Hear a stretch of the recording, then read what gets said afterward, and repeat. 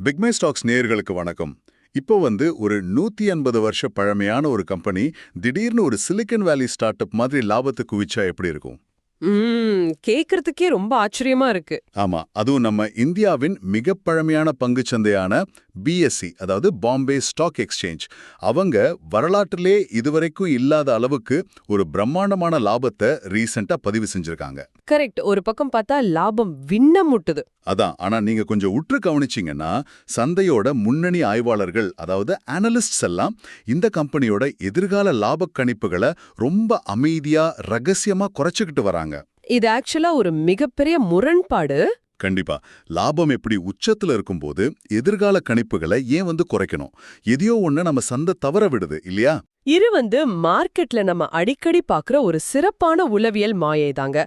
அதாவது நிகழ்காலத்தோட வெளிச்சம் எதிர்காலத்தோட அபாயங்களை முற்றிலுமா மறைச்சிடும். ஓஹோ, சோ தொடர்ந்து ஒரு கம்பெனி ஜெயிக்கும் போது முதலீட்டாளர்கள் அந்த வளர்ச்சிக்கு ஒரு எல்லையே இல்லைன்னு நம்ப தொடங்கிடுவாங்க. கரெக்டா? ஆமா, எக்ஸாக்ட்லி. நீங்க கவனிச்ச அந்த முரண்பாடு தான் இந்த ஆழமான அலசலோட மையப்புள்ளி. பிஎஸ்சியோட தற்போதைய வளர்ச்சி எந்த அளவுக்கு ஒரு ஸ்ட்ராங்கான அடிப்படை, எந்த அளவுக்கு இது வெறும் தற்காலிகமான ஒரு சந்தை சுழற்சி, அதாவது மார்க்கெட் சைக்கிள் அப்படிங்கறத நம்ம முழுமையா புரிஞ்சுக்க வேண்டிய கட்டாயத்துல இருக்கும். அப்போ இந்த ஆழமான அலசல்ல நாம இந்த புதிரை முழுமையா டீகோட் பண்ண போறோம். பிஎஸ்சியோட ஃபண்டமெண்டல்ஸ் உண்மையில எவ்வளோ ஸ்ட்ராங்கா இருக்கு, இந்த Q4 FY26ல அவங்க காட்டின அந்த பிரம்மாண்ட லாபத்தோட பின்னணி என்ன, அனலிஸ்ட்ஸ் ஏன் தயங்குறாங்க, முக்கியமா முதலீட்டாளர்களான நீங்க இப்போ என்ன செய்யணும் அப்படிங்கறத அலச போறோம். கண்டிப்பா. எந்த ஒரு இன்வெஸ்ட்மெண்ட் முடிவை எடுக்கிறதுக்கு முன்னாடியும் அந்த எங்களுக்கு பின்னாடி இருக்கிற கதையை நீங்க புரிஞ்சுக்கிறது ரொம்ப அவசியம். ஆமா, ஏன்னா நம்ம ஒரு பங்கை வாங்குறோம்னா அந்த கம்பெனியோட கடந்த கால வெற்றிக்கு நம்ம பணம் கொடுக்கல, அதோட எதிர்கால லாபத்துக்கு தான் பணம் கொடுக்கறோம். மிக சரியான பாயிண்ட். அந்த எதிர்காலம் எவ்வளவு பாதுகாப்பானது அப்படிங்கறத தான் நம்ம இப்ப பார்க்கணும். சோ நாம நேரா Q4 FY26 ரிசல்ட்ஸ்ல இருந்தே ஆரம்பிப்போம். எதிர்காலத்தை பத்தி பேசுறதுக்கு முன்னாடி இந்த கம்பெனி எப்படி இவ்ளோ பெரிய வளர்ச்சியை ரீசெண்டா அடைஞ்சதுன்னு பார்த்தா தரவுகள் உண்மையிலேயே மலைக்க வைக்குது. அந்த நம்பர்ஸ் கொஞ்சம் சொல்லுங்க. அவங்களோட செயல்பாட்டு வருவாய், அதாவது ரெவென்யூ 85% உயர்ந்து 1563 கோடியா பதிவாகி இருக்கு. அதை விட முக்கியம், அவங்களோட நிகர லாபம் PAD 61% உயர்ந்து 795 கோடியா இருக்கு. இது சாதாரண விஷயம் கிடையாது. அதான், இவ்வளவு பாரம்பரியமான ஒரு கம்பெனி தன் தலையில ₹1 கூட கடன் இல்லாம முழுமையா டெப்ட் ஃப்ரீயா இயங்குறது ரொம்ப அபாரமானது இல்லையா? கடனற்ற நிலைங்கிறது ஒரு பெரிய பலம்தான். ஆனா ஃபினான்ஸ் துறையில இருக்கிற எங்களை இன்னும் அதிகமா ஈர்த்த ஒரு விஷயம் வேற ஒன்னு இருக்கு. என்னது? அவங்களோட இபிட்டா லாப வரம்பு. முந்தைய வருஷத்துல வெறும் 57% இருந்த இந்த இபிட்டா மார்ஜின் இப்போ 68% பிரம்மாண்டமா உயர்ந்திருக்கு. வாவ், 68%? ஒரு நிமிஷம், ₹100 வருமானத்துல ₹68 முழு லாபமா நிக்குதா? ஆமாங்க. இபிட்டாங்கிறது ஒரு கம்பெனி தன்னோட அன்றாட பிசினஸ்ல இருந்து எவ்வளவு உண்மையான பணத்தை, அதாவது பியோர் கேஷ் உருவாக்குதுன்னு காட்டுற ஒரு அளவுகோல். இப்படி ஒரு மார்ஜின் கிடைக்கிறது ரொம்ப அசாதாரணமான ஒரு விஷயம். இது எப்படி பாசிபிள் ஆச்சு?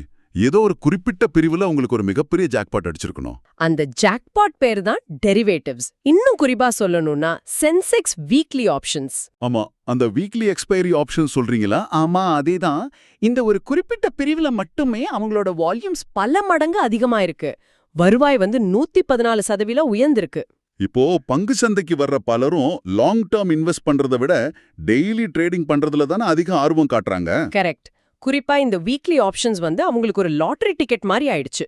அந்த முதலீட்டாளர்களின் உளவியல் மாற்றத்தை பிஎஸ்சி ரொம்ப சரியா பயன்படுத்திக்கிட்டாங்க. இப்போ எனக்கு இது எப்படி தோணுதுன்னா, ஒரு சின்ன உதாரணம் சொல்றேன். அவங்க ஒரு ஹைவேஸ்ல ஒரு பெரிய டோல் பூத், அதாவது சுங்கச்சாவடியே கட்டிட்டாங்க.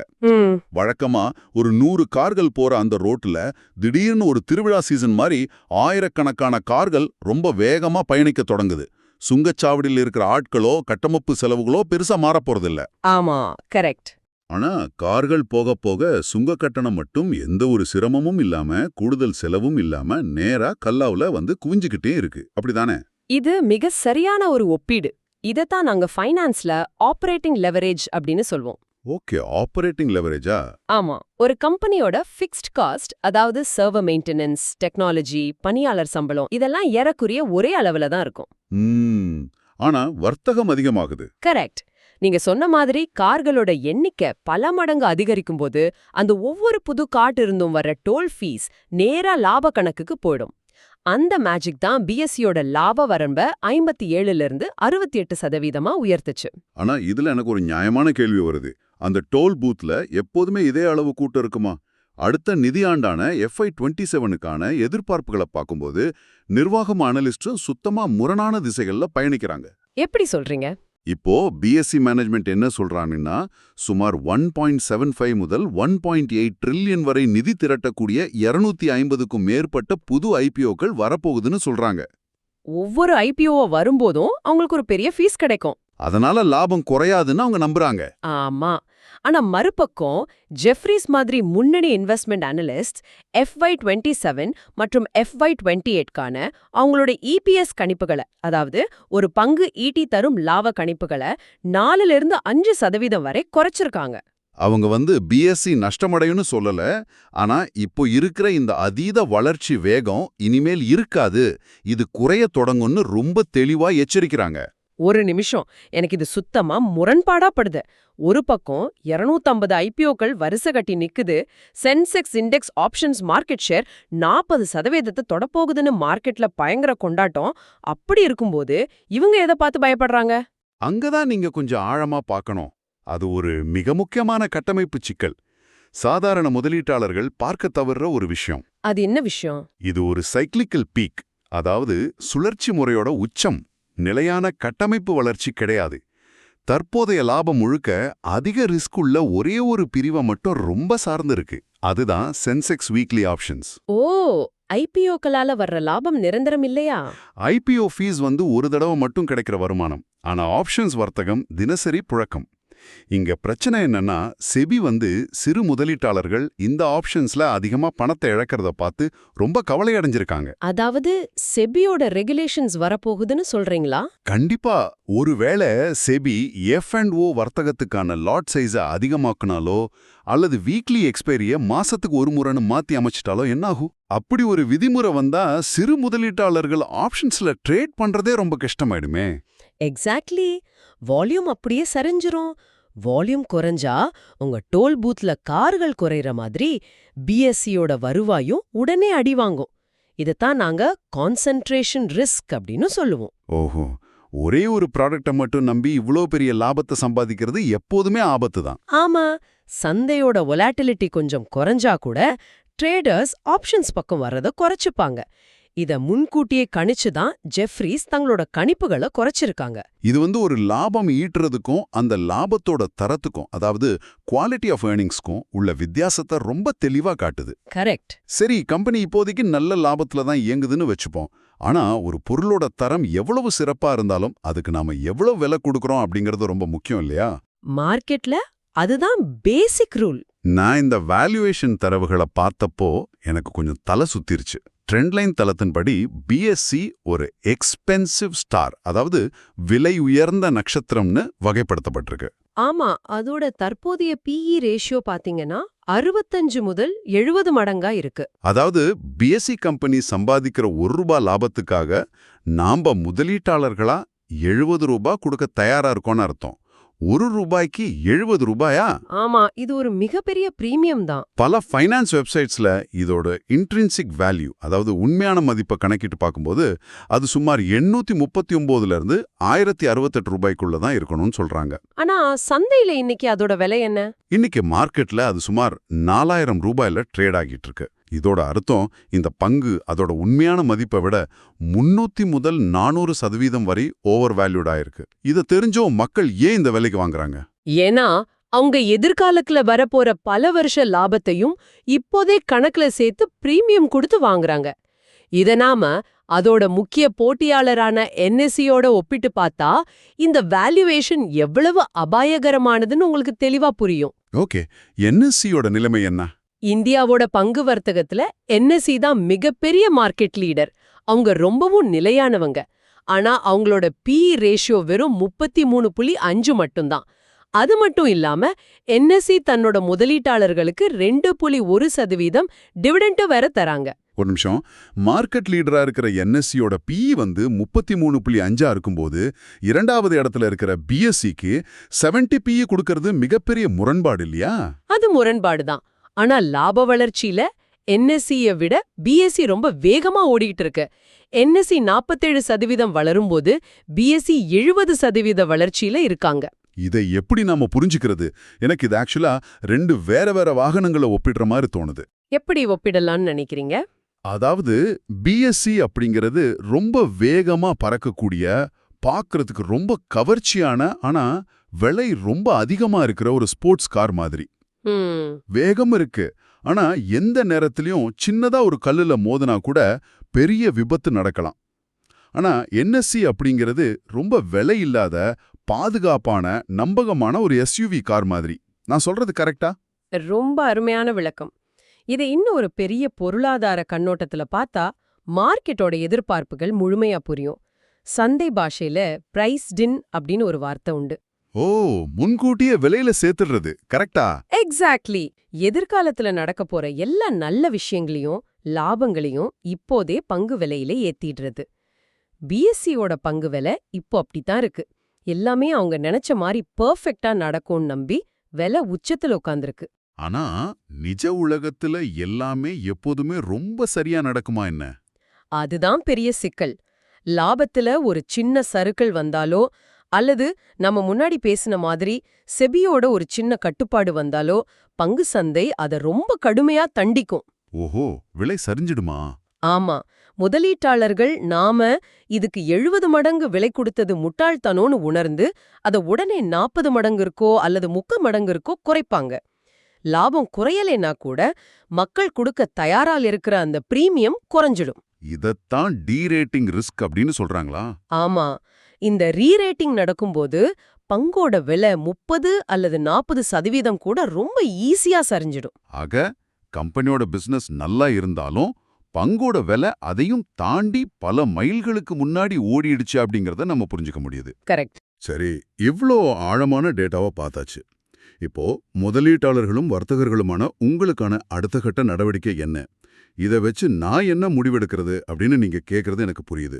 இதை தீர்மானிக்க நாம டெக்னிக்கல்ஸ் என்ன சொல்லுதுன்னு பார்க்கணும். டெக்னிக்கலா பாத்தீங்கன்னா தற்போதைய ட்ரெண்ட் ரொம்ப ஸ்ட்ராங்கான புல்லிஷா, அதாவது தொடர்ந்து ஏறுமுகமா தான் இருக்கு. ஆனா ஷார்ட் டேர்ம்ல இது ஒரு ஓவர் பாட் நிலையில இருக்கு. ஓவர் பாட் அப்படின்னா மிக குறுகிய காலத்துல அதிகமான மக்கள் இதை முண்டி அடிச்சுக்கிட்டு வாங்கியிருக்காங்கன்னு அர்த்தம். இதை ஈஸியா புரிஞ்சுக்க RSI இண்டிகேட்டரை நம்ம பார்க்கலாம்.